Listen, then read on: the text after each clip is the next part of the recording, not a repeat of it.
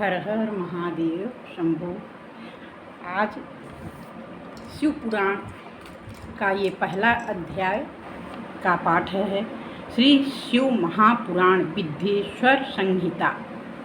श्री पुराण पुरुषोत्तमाय नमः। श्री गणेशाय नमः। प्रयाग में सूत जी से मुनियों का तुरंत पाप नाश करने वाले साधन के विषय में प्रश्न।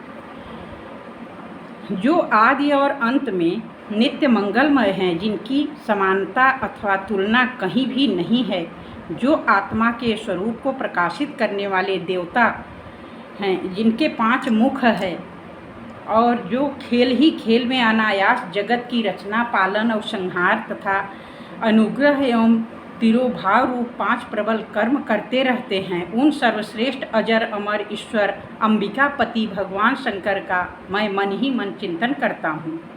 व्यास जी कहते हैं, जो धर्म का महान क्षेत्र है और जहाँ गंगा यमुना का संगम हुआ है, उस परम पुण्यमय प्रयाग में जो ब्रह्मलोक का मार्ग है, सत्य व्रत में तत्पर रहने वाले महातेजस्वी महाभाग महात्मा मुनियों ने एक विशाल ज्ञान यज्ञ का आयोजन किया। उस ज्ञान यज्ञ का समाचार सुनकर पौराणिक शिरोमणि व्यास शिष्य महामुनि सूत जी वहाँ मुनियों के दर्शन के लिए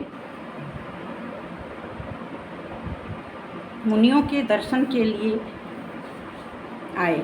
सूत जी को आते देख हुए सब मुनि उस समय हर्ष से खिल उठे और अत्यंत प्रसन्न चित्त से उन्होंने उनका विधिवत स्वागत सत्कार किया। तत्पश्चात उन प्रसन्न महात्माओं के उनकी विधिवत स्तुति करके विनयपूर्वक हाथ जोड़कर उनसे इस प्रकार कहा। सर्वज्ञ विद्वान रोमहर्षण जी, आपका भाग्य बड़ा भारी है। इसी से आपने व्यास जी के मुख से अपनी प्रसन्नता के लिए ही संपूर्ण पुराण विद्या प्राप्त की, इसीलिए आप आश्चर्य स्वरूप कथाओं के भंडार हैं।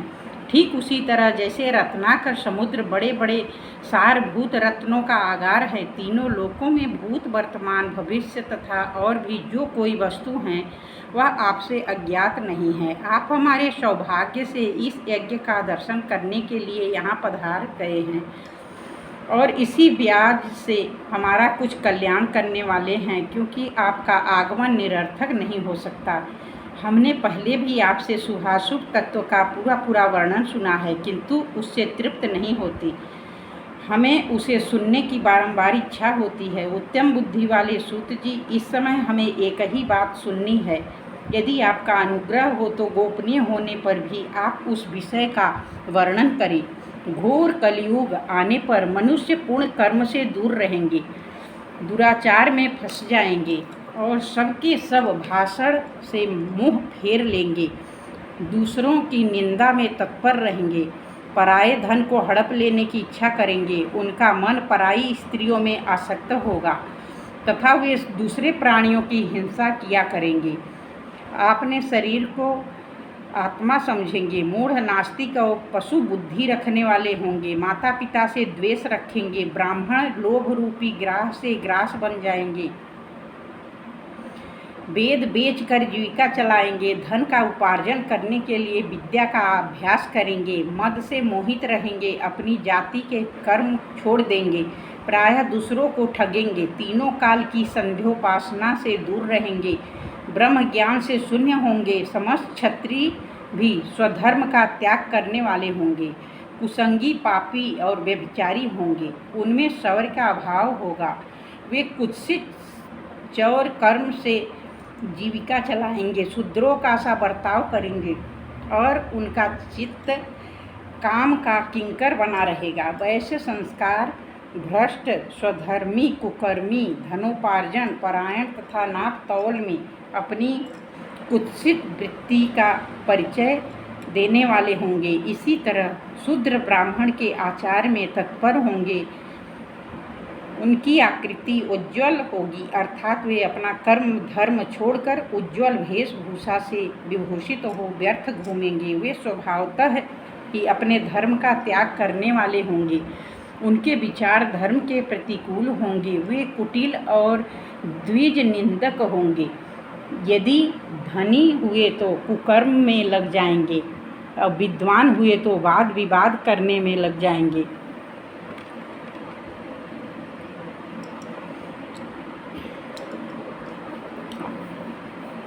वे लोग अपनी अधिकार सीमा से बाहर जाकर द्विजोचित सत्कर्मों का अनुष्ठान करने वाले होंगे। कलयुग की स्त्रियां प्रायः सदाचार से भ्रष्ट और पति का अपमान करने वाली होंगी।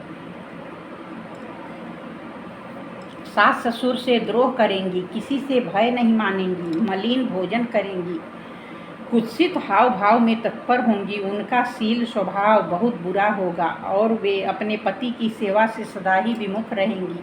सूत जी, इस तरह जिनकी बुद्धि नष्ट हो गई है, जिन्होंने अपने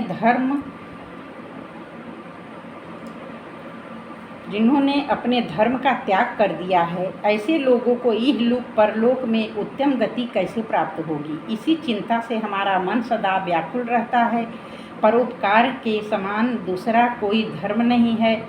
अतः जिस छोटे से उपाय से इस सब के पापों का तत्काल नाश हो जाए, उसे इस समय कृपा पूर्वक बताइए, क्योंकि आप समस्त सिद्धांतों के ज्ञाता हैं। व्यास जी कहते हैं, उन भावितात्मा मुनियों की यह बात सुनकर सूत जी मन ही मन भगवान शंकर का स्मरण करके उनसे इस प्रकार बोले। अध्याय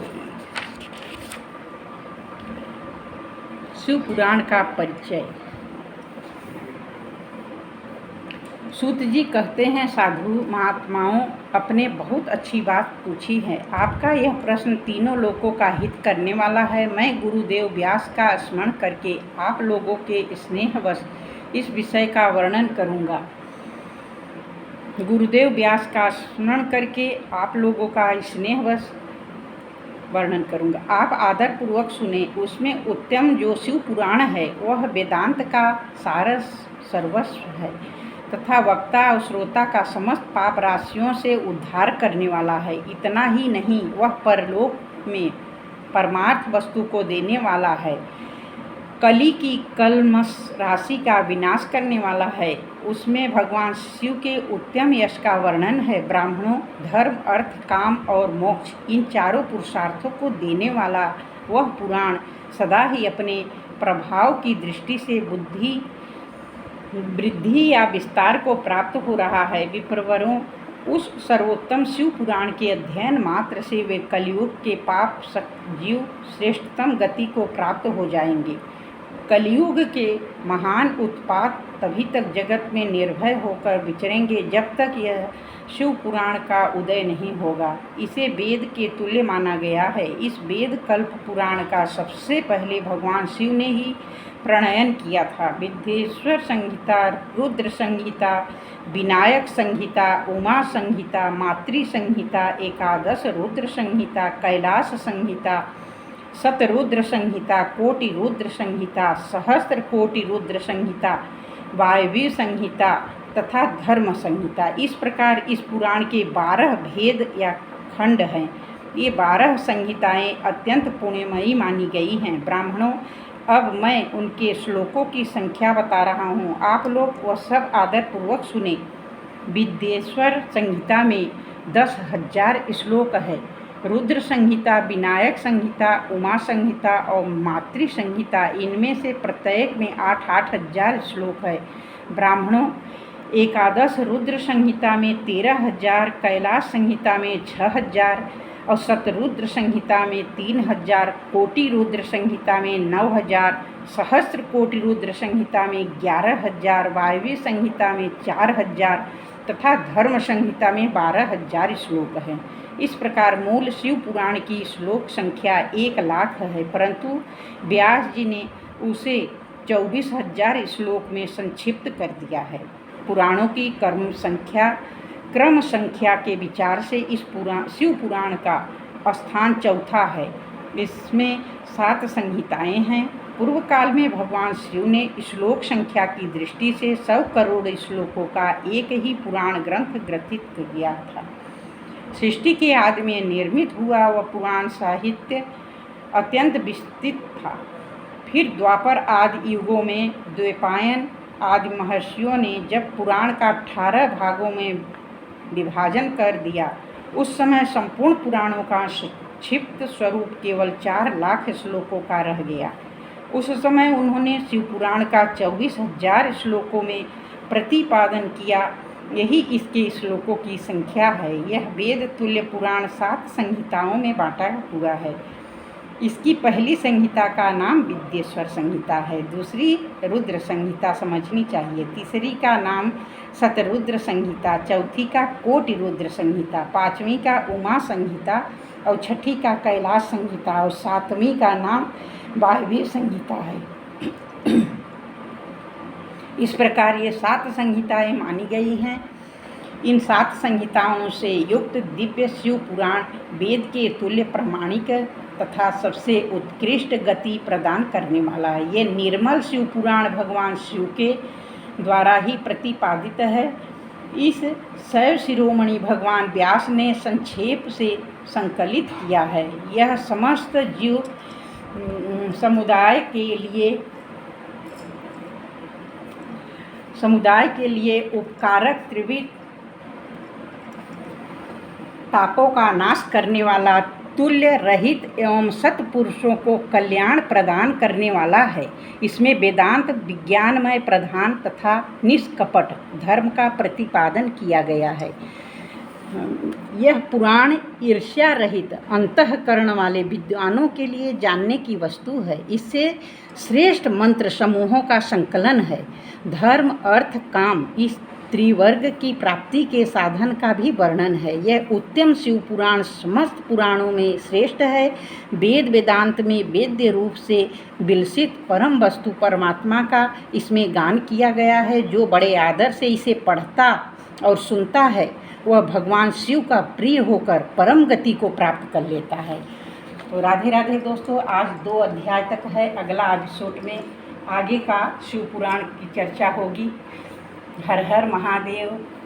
आगे शेयर जरूर करें। जय शंकर।